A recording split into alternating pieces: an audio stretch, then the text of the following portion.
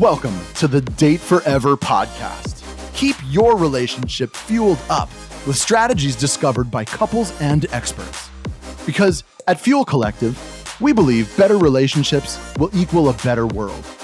You are about to discover specific insights and tools that cost little or nothing to implement to help you date forever. And now, here are your hosts, a couple who always have a half-packed suitcase and a date night in the calendar, Sammy and Nathan Yeager. Welcome to the Date Forever podcast. In today's episode, we talk about the difference between having a leadership title and truly being a leader, the dynamics of leadership within our relationships, the importance of knowing where you are going and asking for help, and why deciding what's important to you is the very first step to learning to lead. Now let's get into it. Welcome to the Date Forever podcast. Today we're welcoming Nina Huchthausen. She is a leadership and empowerment coach, certified NLP coach and trainer, change maker and flow creator. Nina stepped into her first leadership role at 19 and has since built, led, empowered and transformed over 30 technology teams across 3 continents. She is host of Women in Tech Ready to Rise weekly lunch and learn sessions, and she actively guides and coaches ambitious female leaders to learn and grow empowered teams and lead with heart, trust and confidence. She believes every woman has a secret superpower that is only waiting to be unleashed. Welcome to the podcast, Nina. Thank you. Whoop, whoop. So just to kick off, how did you get interested in leadership? I feel like I had to because I stepped into my first leadership role, probably more I was thrown into that through my parents at the time, because they told me in order for you to have a good job, a good income, get the car, get the house, get the everything, you need to become a leader. So I would say probably at the age of 5, that was my path. And that's what I always worked towards. From grade 1, first day, I had that pressure on my shoulders to perform, to succeed, to do what I needed to do, what my parents told me. What's the right thing? So I'm from Germany, and there was this opportunity to actually step into a leadership role at a very young age through a company sponsorship. So I was like, well, I guess that's what I have to do. And it turned into a very painful way of living for me because I did not feel equipped. And the only thing that I thought was the right thing to do is just work like a crazy person and race the race as fast as I can, climbing up that ladder. So at some point, I just found myself working and sleeping. And that was my life at the age of 23, where I realized I can't even go to the movies with my friends because that would rob me of the energy to get to work the next day. Not a great place to be. It was a horrific place to be because at 23, I just wanted to go out and live my life. But because my path was given to me, I thought I couldn't. And then I literally ended up with insomnia, eczema, and all of the horrible things that people experience when they do not look after themselves, which literally forced me to take a good hard look at what I was doing and understanding for myself that I was not leading in any capacity, that I was just following blindly something that I was told when I was 5 years old.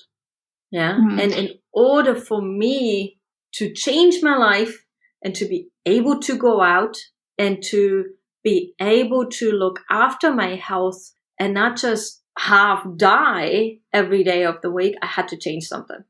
And I think that at the very first time, even though I was holding leadership titles at the time, for the very first time, I started understanding that leading anybody starts with leading myself. And to lead myself, I needed to recreate my life and look at every single area and define, where do I actually want to go? What is my vision for myself? What is my belief? And what do I want to give to the world? You touched on something there that, leadership isn't a job title. You were holding leadership roles, but that didn't necessarily make you a leader. I'm really curious, like, what does leadership mean to you? Like, how do you define it? So I very much love the definition that Sadhguru gives. Sadhguru is an Indian yogi and guru. And for anyone who does not know Sadhguru, he is super funny. Most of the time, you can find him sitting on a motorbike and sharing 60-second quotes.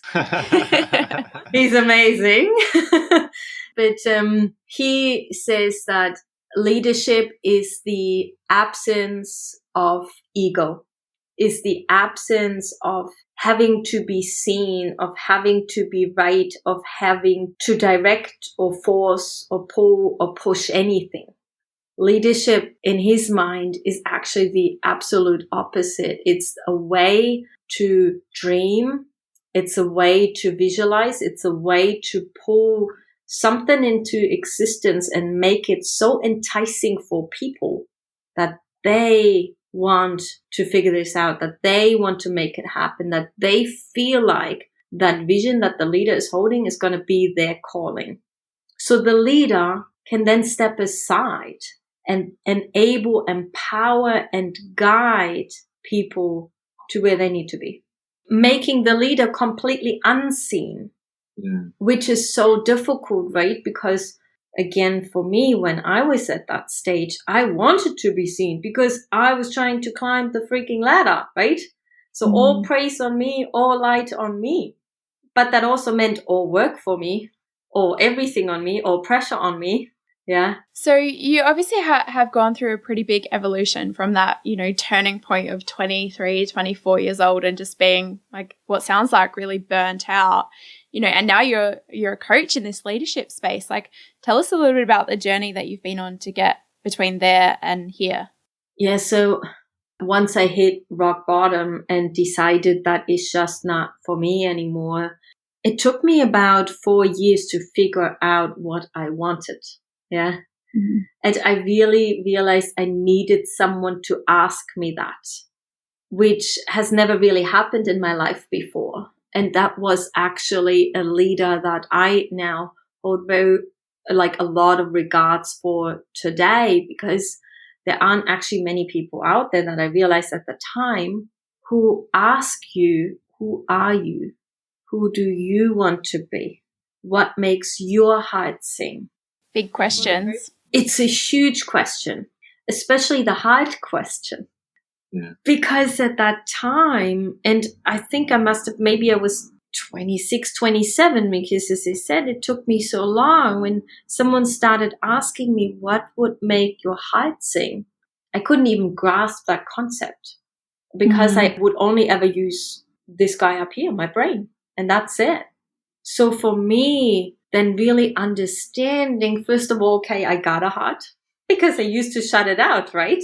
Because as someone just climbing the ladder, just ignoring any single sign of burnout and pain and whatever I went through to make it happen, I also shut this guy out. And when I started uncovering and literally unlocking my heart and started to listen to that inner voice, that inner guidance, and recognizing how much more power lies in me to understand and connect and figure things out and receive guidance from not just my conscious brain that says 1 + 1 = 2, but tapping into my intuition, into the higher conscious, into the loving energy of the universe. That's when I started understanding this is something that we so underestimate that I decided I want to learn this. And that's a big question, isn't it? When you mentioned like leadership being the absence of ego, and then you've gone through this journey where you've just been following, what was a prescribed sort of path for you, and never actually stopping to ask any of those questions about, who am I? Who do I want to be? Where am I now? Where do I want to go? And how am I, going to get there? And who do I need to grow to be to get there? Those are a lot of really big and, I guess, confronting questions. So one of the reasons that we wanted to invite you onto the show to kind of have this chat is obviously that leadership plays out not just in the workplace, but in all aspects of our life. And you've got this, really beautiful, heartfelt, soul-felt approach to leadership. So before we kind of dig into how our leadership style sort of plays out in our relationship, I'd be really curious to know, what's your relationship status? I am in a committed relationship for 3 years now with a wonderful, wonderful, magical person that I feel like it's a partnership. It's something that takes me to the next level and takes my partner Adam to the next level. And what does leadership look like in your relationship? So how I define leadership today, and I'm not sure, I think it's pretty much in all areas of my life, it's a dance. It's literally a dance because it's two people, right?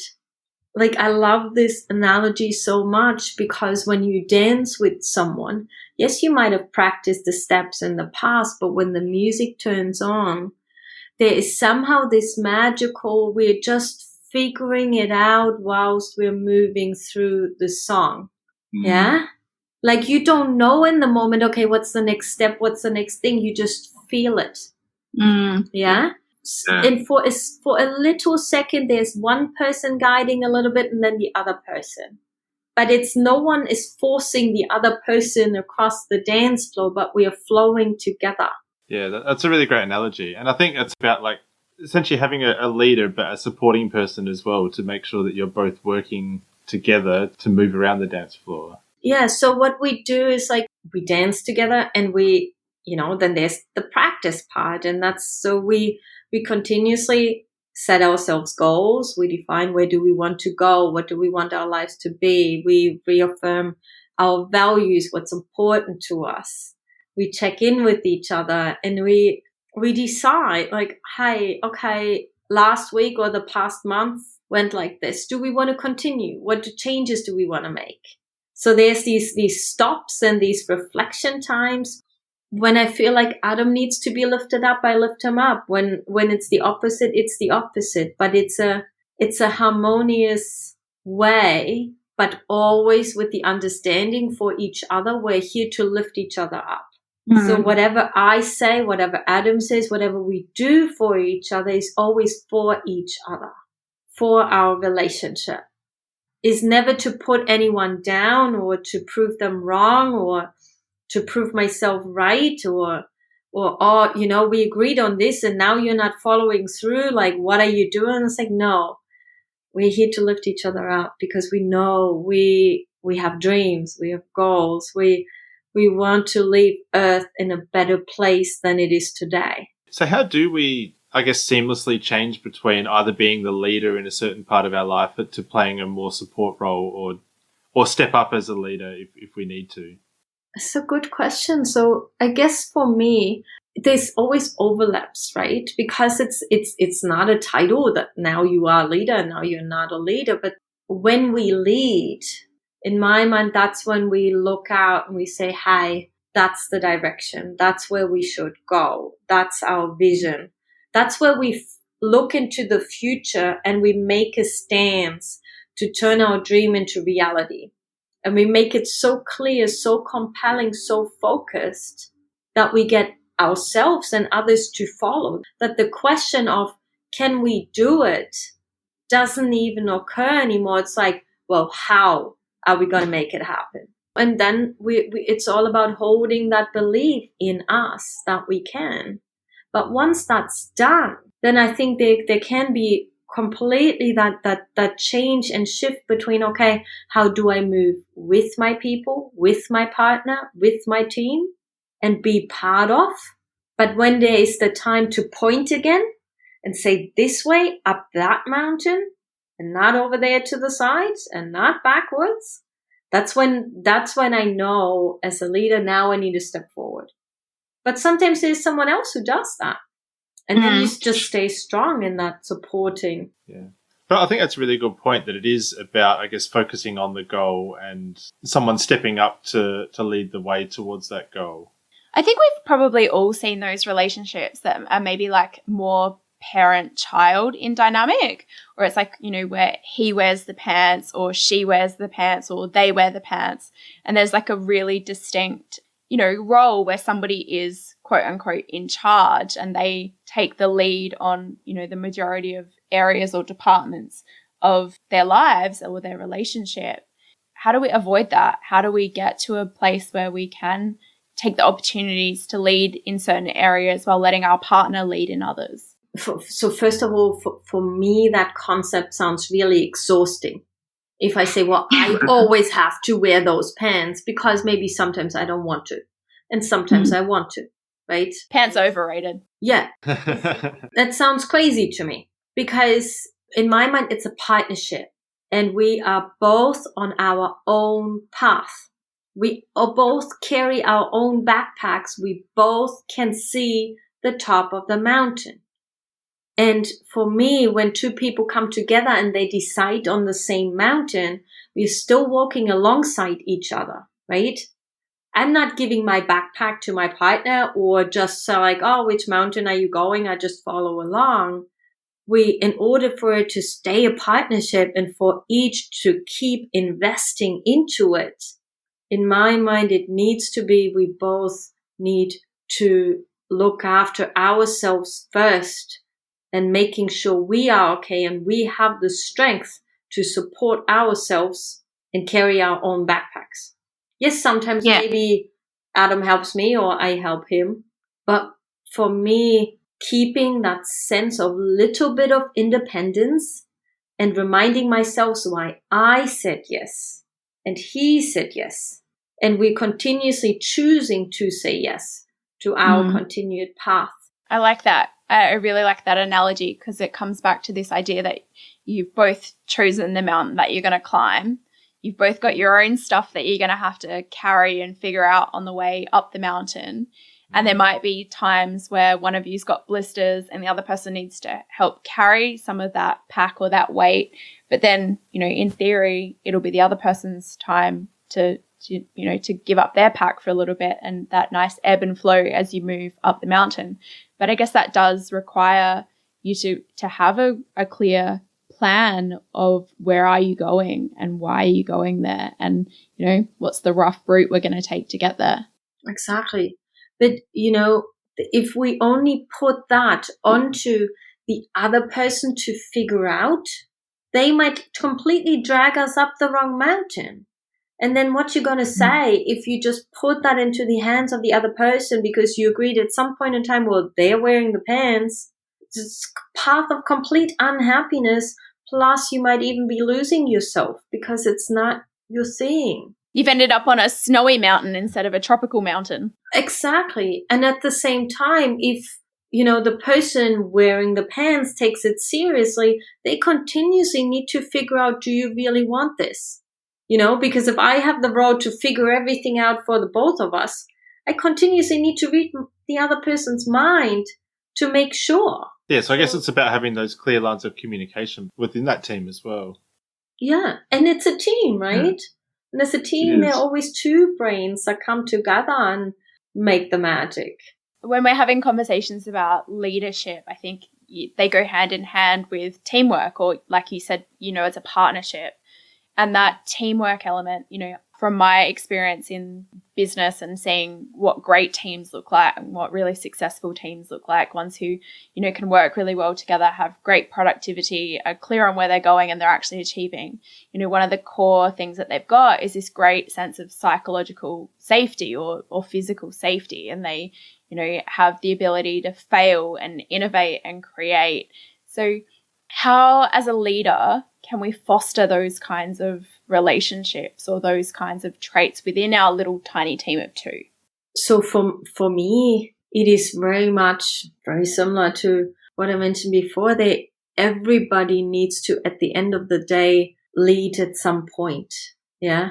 Lead their own little area, feel empowered that once we have decided we want to meet at the top of that mountain, then it's for everybody to pack their own backpack and to equip themselves to get up that mountain together. And building out the tools, building out the skill set and defining for themselves how they want to get up there. without any push, without any pull, without any force, without just one person doing everything for the others and just dragging them up.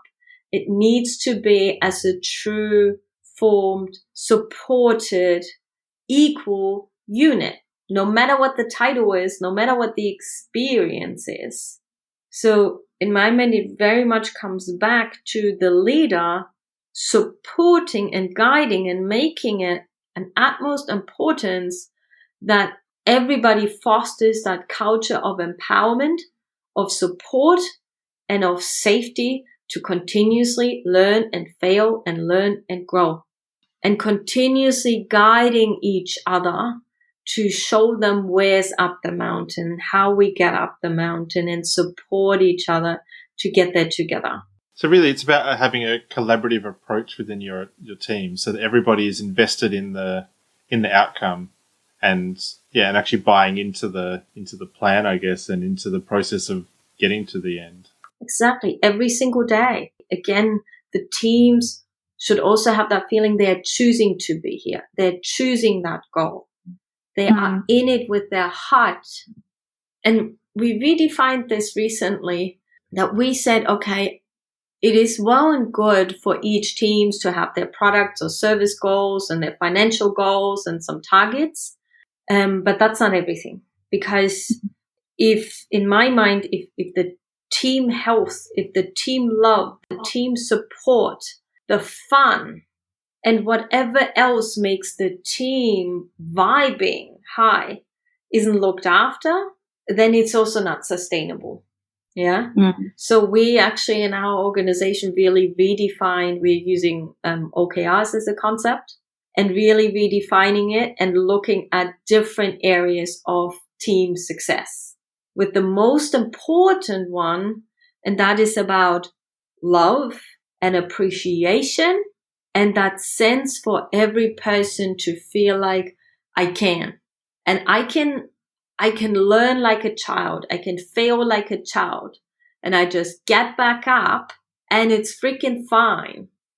So, Nina, I'm curious, if we've found ourselves in a relationship where if we're on either end of the spectrum, where we're taking the lead all the time, or our partner is taking the lead all the time, and it doesn't quite feel like that dance is happening, very seamlessly. It's like, one person is in charge in all areas. Like, how do we recalibrate? How do we sort of start to have a more harmonious flow of leadership within our relationships?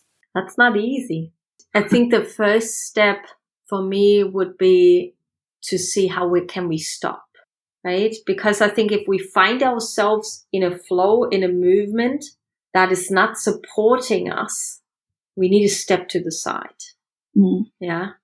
Both need to be willing to step to the side, which I think that's the most important thing. Because of course, if one person is already here and the other person is still like, hey, I'm not liking this, somehow we need to start that conversation to see how can we step out and start looking at what we are doing.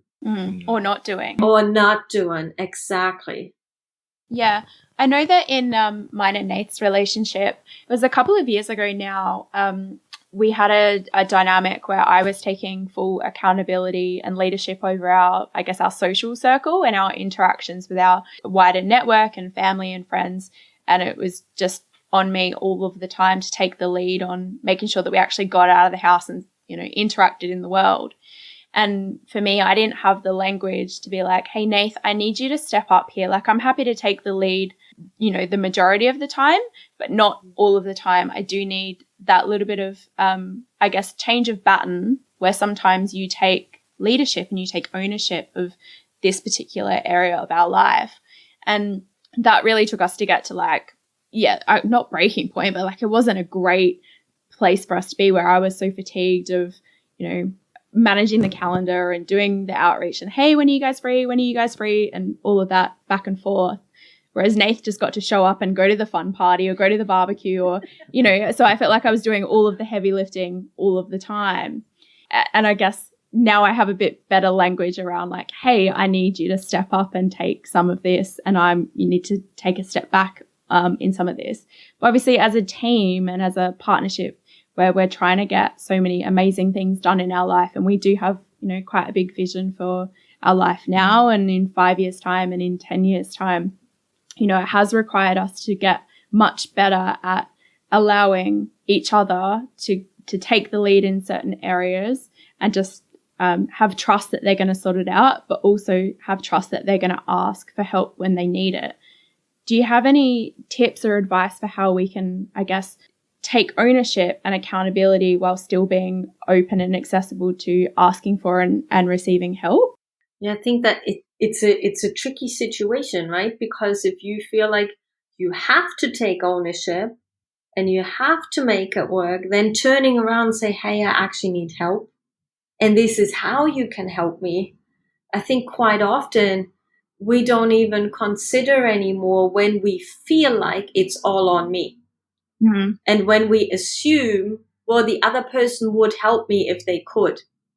Because I think quite often there is then this fear of, what if I ask and they say no? What if I ask and they don't do anything? What if, right? Because if, like, coming back to our mountain analogy, like if we're both walking up the mountain and somebody's experiencing blisters, but they don't communicate that they're, experiencing that pain, their partner can't help them. Like, they're suffering in silence. There's nothing to indicate to that other partner that there is an opportunity to step up or take the lead or take some of the weight from the other partner. For us, the first time when I felt I could not communicate something was like when I wanted to share with Adam that I loved him and I couldn't say it. And I was like, I felt really desperate because like it was like for probably 2 or 3 months that I wanted to and I couldn't. And I was like, this is not good, because if I can't even say something that comes so deep from the heart, what else is going to come up in the future that I won't be able to express? And that's a big one, isn't it? Because, somebody does need to be willing to take the lead, to take a relationship to the next level, whether or not it's opening the conversation of like, well, where do you see this going? And, I think I'm developing stronger feelings for you, or, that willingness to take the lead of like, would you consider moving in with me, or any of those big things. It does take somebody to have the willingness to take leadership in that moment and in that relationship. Yeah. But, the question that you asked before, what do you do if you actually feel like you can't, right? Mm-hmm. Because it doesn't want to come out, or, like there's all of these just emotions of anger, of frustration, of tiredness, of fear. I mean, what I noticed then for myself, because I was like, okay, well, Nina, you're a coach. How would you approach it if you support me? I was like, well, there are many more ways to communicate than just verbally, right? And what worked for me is to sit down with myself and start writing it. What do I need? What do I want? What does my heart long for? And I just started writing a letter to myself to start expressing what I was so fearful of expressing to Adam. Because at the end of the day, if we feel like we want to change something, we need to step out of our comfort zone, right? That's so important to remember. If we are not willing to make any change of investment, then we can't really expect that anything is going to change in our relationship. Yeah, then we have to settle for what we have. So if this is our comfort zone, right? And I want to be over here, somehow I need to make changes, but there are different ways of doing that. And of course, sitting in front of your partner and sharing verbally what is going on and what we would like to change and what we would like to ask, that takes a lot of guts, right? Yeah. Because we have all of these assumptions, all of these beliefs, all of these fears and this magic build up around our relationship, and we don't want to burst that bubble. So for me, it was really starting to write a letter and just write it out, close the book, put it away, and write it some more until I felt like I could more and more express really deeply what's inside of me and keep listening in. Is this really what I want? And initially, I was like, okay, now I could read it out. Now I could send him that letter. Now I could do all of these things. What I opted in for was actually drawing it. So Adam and I, we went away, we went on a trip, and I was like, hey, there are a few things that I need to share with you, but I can't look at you. And I think I want to sit next to you, because sitting next to someone creates much more of that bond, that partnership, that connection, right?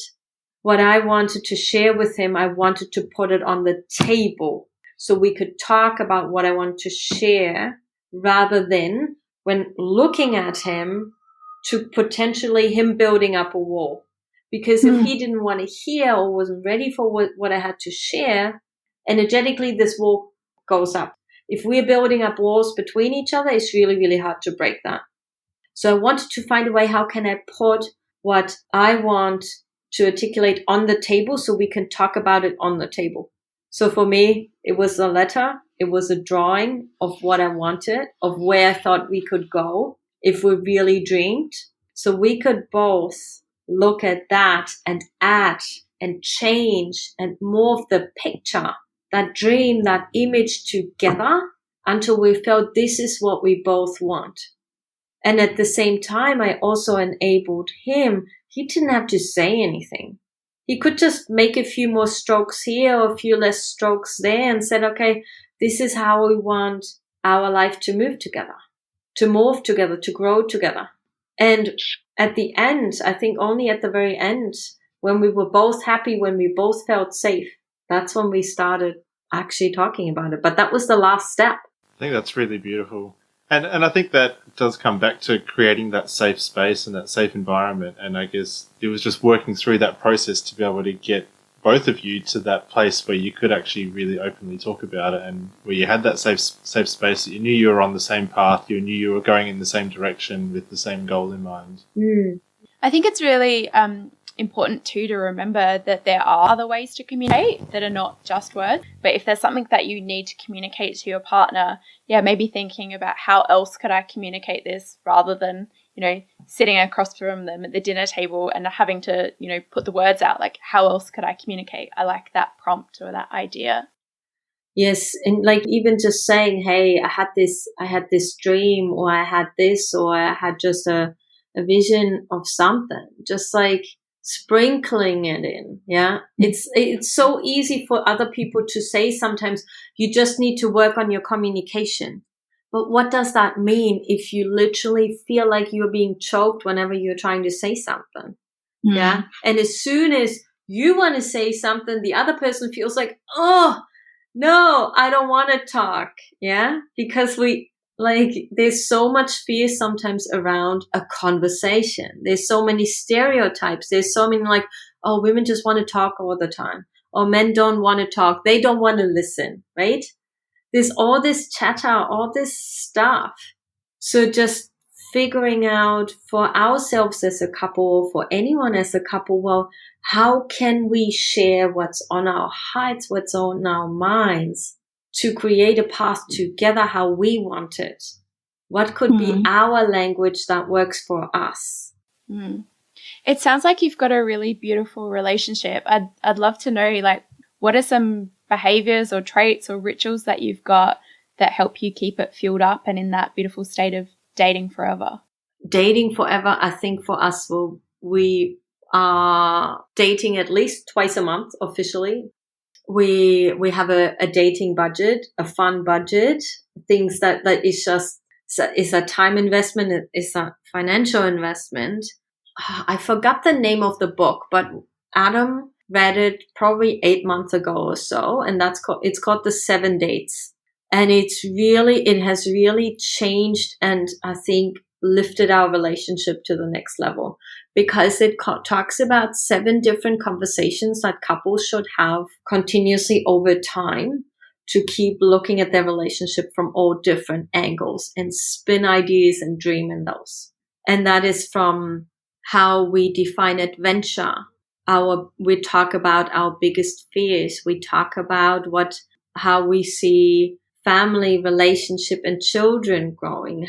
It's sexual fantasies. It's money and money guilt and our challenges with money, because it's a huge topic, right? And there are all sorts of topics where in this book sends you on a date to explore it safely. I love that. We'll have to check it out. Yeah, we will. Yeah, but it has been so magical because we would just, we would read a chapter, it gives you a bunch of questions, and we put in that date. And it even tells you, okay, this is the adventure date. You have to go on an adventure first. Okay, we do the adventure, and then you have all of these topics that you work through together. And out comes all of this new stuff that you didn't know about your partner. You talk about things that, normally you wouldn't just sit down and say, hey, when was the last adventure that really psyched you up? And do you want more craziness in our life or less of this and less of that? The book just gives you those questions. I'm a big fan of a framework. Yeah. And it takes out all the guesswork, And I think for us, what we've been noticing during the times of COVID is because there was so much talk, I think, not just in our minds and maybe for the audience as well, like our life is on pause, that we unconsciously also put a lot of things on pause. Not just around work or not going to the office or not going out for dinner as much or these things. It's like, it felt like everything in our life all of a sudden pause, yeah? Where we were like, hold on, this is bullshit. We need to press play again. So we just recently decided, okay, so at least twice per week, every week we choose those days. We put ourselves first again and press those play buttons. And that's when we are also revisiting those questions. Because even though we can't go on a holiday tomorrow, we can book the next one. And we can go all out in what it needs to be because we haven't been able to go all out for a long time. It's a nice practice. Yeah.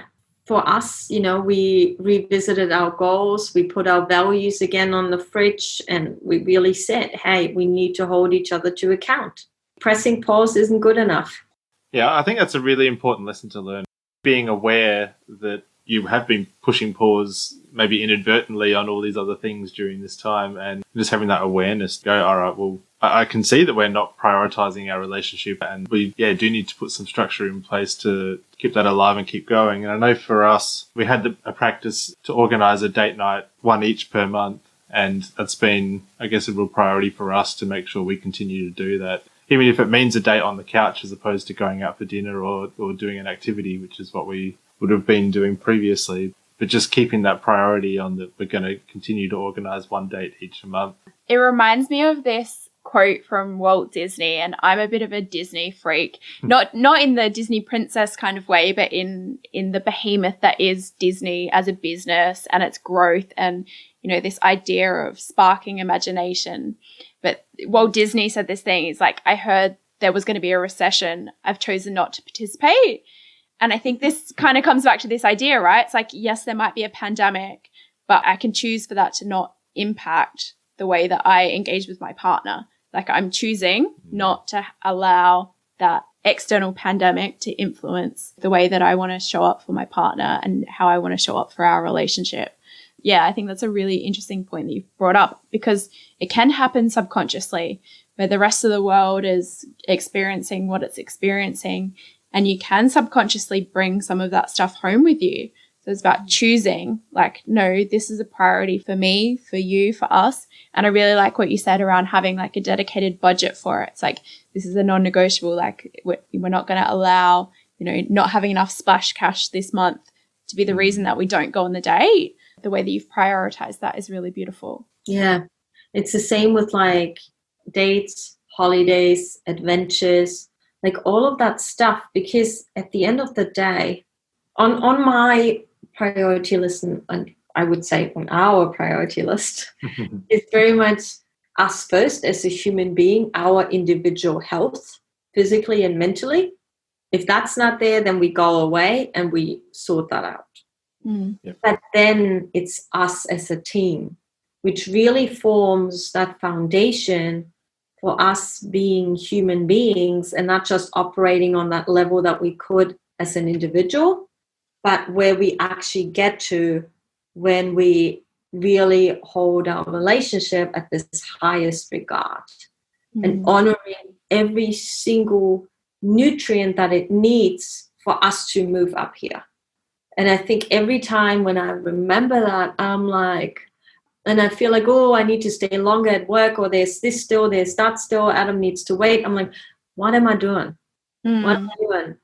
Yeah, I'm not investing my time wisely, because if my time was a coin and I can either put it here or there, I would always put it into the stuff that gives me the biggest return. And I know for me, it's our relationship, because without that, I wouldn't be where I am today. I would not have quit my job and decided I'm going to do this.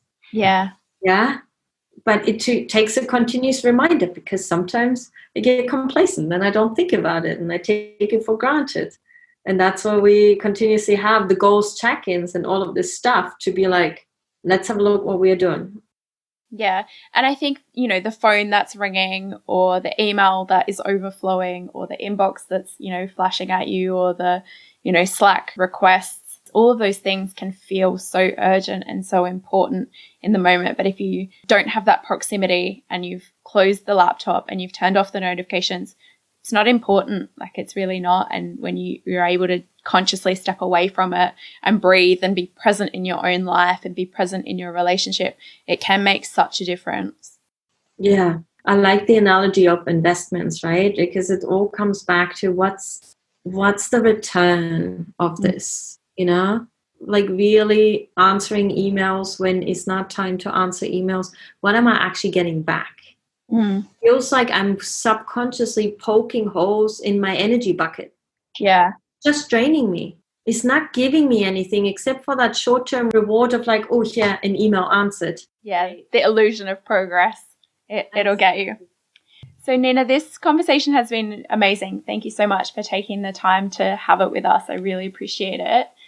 To say thank you, we have made a contribution to Australian Zoo Wildlife Warriors, and that's to help in their quest to treat the animals affected by the bushfires that occurred in Australia earlier this year. So I want to say thank you so much for helping us be the change in our lives, but also be the change in the world. So thank you so much. Thank you. And that's a wonderful contribution, because for me, the bushfires, that was a terrible time where I literally felt I was playing in the wrong arena, going to work every day when that happened. So just to finish off, what would be your number one top tip for building, I guess, a really strong team as a relationship? Appreciating and honoring the other person or the other people in your team for the differences.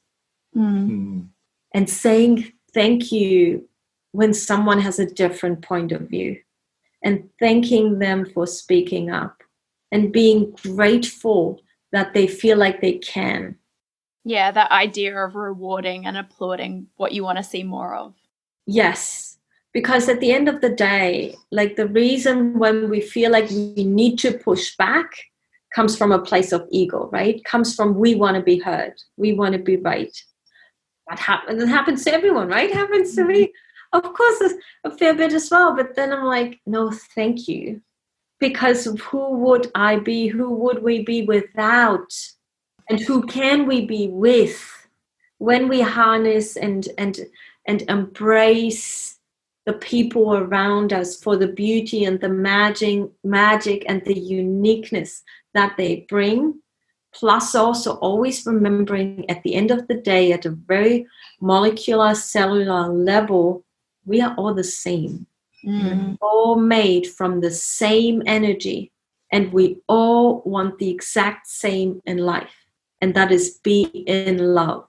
At our highest core, that's what everyone strives towards, because we're either in love or we crave love.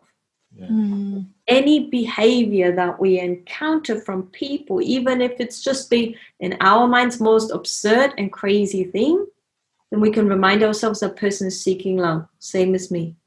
And we have the choice to give that in that moment. Nina, thank you so much.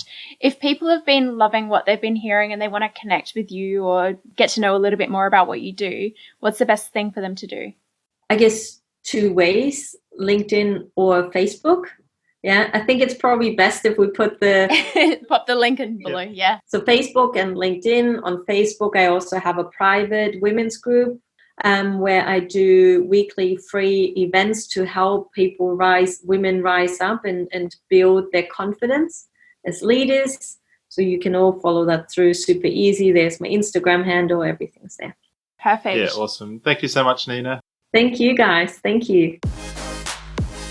Thanks heaps for joining us. If you love what we're doing here and want more, subscribe to the Date Forever podcast to make sure you never miss an ep. Come and hang out with us and other awesome couples who are fueling up their relationships in the Thriving Couples Collective Facebook group, or check us out at fuelcollective.com.au. Until next time, keep on dating, because better relationships equal a better world.